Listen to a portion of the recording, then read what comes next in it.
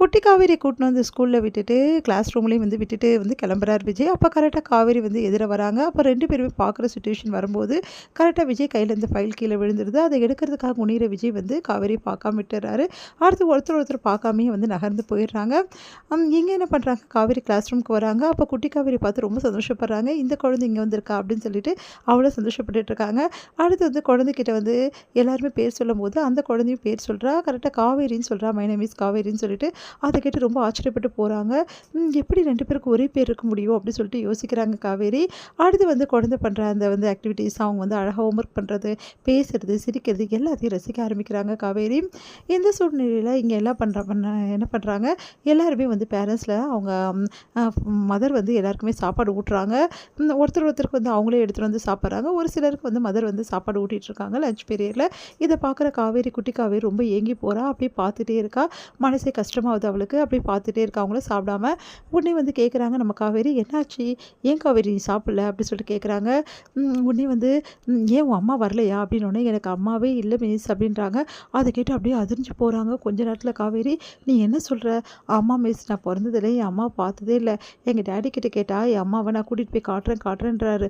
ஆனால் இது வரைக்கும் என் அம்மாவை அவர் காட்டல, ஏன்னே தெரியல மிஸ் அப்படின்னு யோசிக்கிறாங்க. ஒருவேளை அவங்க அம்மா இந்த உலகத்தில் இல்லையோ, அதனால தான் அவங்க டேடி அப்படி சொல்கிறாரா, இல்லை வேறு எதாவது பிரிஞ்சிருக்கிறதால அப்படி சொல்கிறாரான்னு தெரியலையே. பாவம் இந்த குழந்தை அம்மா இல்லாமல் எப்படி தவிச்சு போயிருக்கா, எங்கேயும் போயிருக்கா, எல்லாரையும் பார்த்து ஏக்கமாக பார்க்குறா. எவ்வளோ பெரிய விஷயம் அம்மா இல்லாமல் இருக்கிறது. என் அம்மா இல்லாமல் என்னால் ஒரு நாள் கூட இருக்க முடியாது. ஆனால் இவ எப்படி இருக்கா பாவம் இவ அப்படின்னு சொல்லிட்டு யோசிக்கிறாங்க.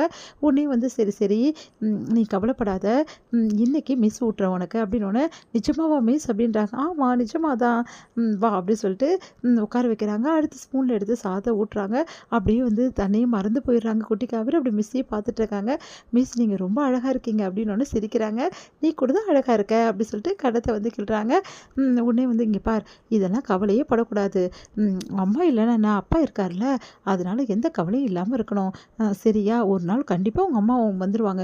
என் அப்பாவும் இப்படி தான் சொன்னார், ஒரு நாள் அம்மா கண்டிப்பாக உன்னை பார்க்க வருவாங்கன்னு சொல்லிட்டு மிஸ், நீங்களும் அப்பாவும் ஒரே மாதிரி தான் சொல்கிறீங்க அப்படின்னோடனே, பாவம் குழந்தைக்கு அம்மாவோட ஏக்கம் அதிகமாக இருக்குது, அதனால அவங்க அப்பா அப்படி சொல்லியிருப்பார் போல் இருக்கு அப்படி சொல்லிட்டு யோசிக்கிறாங்க காவேரி. இந்த உடனே வந்து காவேரி அந்த குழந்தைய பார்த்து கஷ்டமாக இருக்குது, அம்மா இல்லாத குழந்தைன்னு சொல்லிட்டு ரொம்ப வருத்தமாக இருக்குது அவங்களுக்கு. குழந்தைய பார்த்துட்ருக்காங்க. அடுத்து சரிங்க மிஸ், நான் பாய் மிஸ் சொல்லிட்டு கிளம்பும்போது எல்லாரும் கிளம்பி போகிறாங்க. அந்த குழந்தைய பார்த்துட்டு மனசு கஷ்டப்படுறாங்க காவேரி.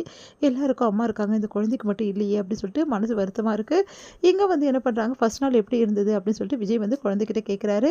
ரொம்ப நல்லா இருந்தது டாடி, சூப்பராக இருந்தது. எங்கள் மிஸ்ஸு எனக்கு சாப்பாடெலாம் ஊட்டி விட்டாங்க தெரியுமா. நிஜமாவா, அங்கே போய் நீ சாப்பாடை யாருக்கெல்லாம் ஊட்டிக்கிறியா, நீயே சாப்பிடணும்னு சொல்லியிருக்கல அப்படின்னு டேடி அப்படின்னோடனே, சாரி டேடி நானே சாப்பிட்லான்னு தான் நினச்சேனா, அதுக்கப்புறம் மிஸ் வந்து சொன்னாங்க, சரி பரவாயில்ல நானே ஊட்டி விடுறேன் அப்படின்னு சொல்லிட்டு நான் சாப்பிடாம வேறு இருந்தேனா, அதை பார்த்துட்டு மிஸ் எனக்கு ஊட்டி விட்டாங்க டேடி, இதுக்கப்புறம் மிஸ்ஸை டிஸ்டர்ப் பண்ணக்கூடாது, நீயே தான் சாப்பிடணும் சரியா அப்படின்னு. சரிங்க டேடி அப்படின்றாங்க.